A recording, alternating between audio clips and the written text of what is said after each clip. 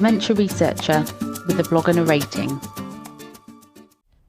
Visiting other research labs, a personal reflection.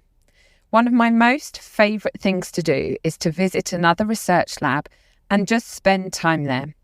I have been privileged to do this twice over the course of my academic career so far. Both times have been great opportunities to get to know people, set up exciting collaborations, and find out how other academics do things. Perhaps most valuably for me, I have also found it valuable to spend time away from my usual grind and refocus. As part of my NIHR Advanced Fellowship, I planned my most recent visit to a wonderful lab run by Professor Maya Henry at the University of Texas, Austin.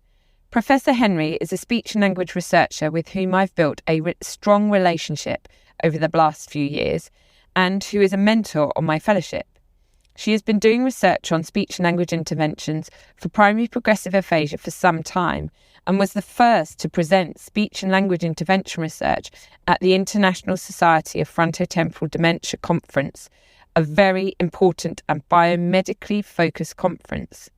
She is a leader in the field of intervention research on primary progressive aphasia, and a visit to her lab showed me why. Professor's lab run a smooth ship.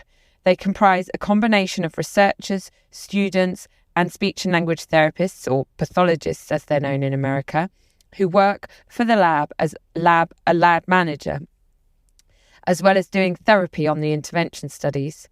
The lab runs a tight ship as well of regular meetings, open communication systems, and a super open and friendly atmosphere.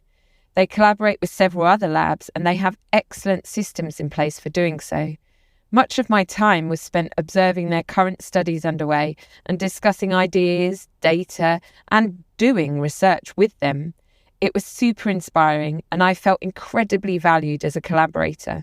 We genuinely spent hours and hours discussing data, and I realised that I was also lending fresh eyes to their own work.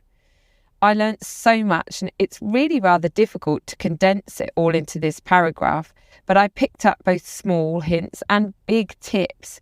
Just simple things such as how to use software to my advantage in a way I hadn't even thought about before, as well as bigger things, bigger research ideas. We're writing up a project we started and have got another underway, which is very exciting. I also found it useful to explore the culture of the lab. Student speech and language therapists work in this lab, organising things, writing minutes, speaking to potential participants. This is a novel idea I hadn't even ever considered. And it promotes research amongst blooming or blossoming clinicians. Professor Henry has created a wonderful culture of openness and discussion, meaning people discuss everything and ideas and workloads. They're all shared. No idea is a bad idea.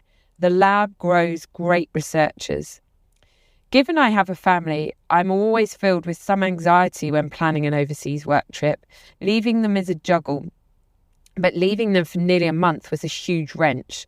They were, of course, fine. It was me who struggled initially, but the lab and the entire team around the lab was so incredibly welcoming.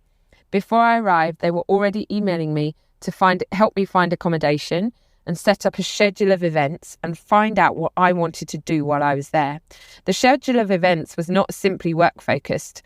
The lab also welcomed me to Austin as a Londoner. They took me for meals and took me on tourist activities. The team told me that since the pandemic, they had predominantly worked remotely, but on my arrival, they were in the office most days.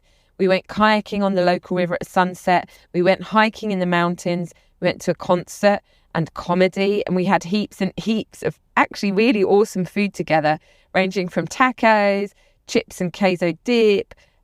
Every turn there was something new to eat. In the last week of my time there, I attended the Clinical Aphasiology Conference in Atlantic City.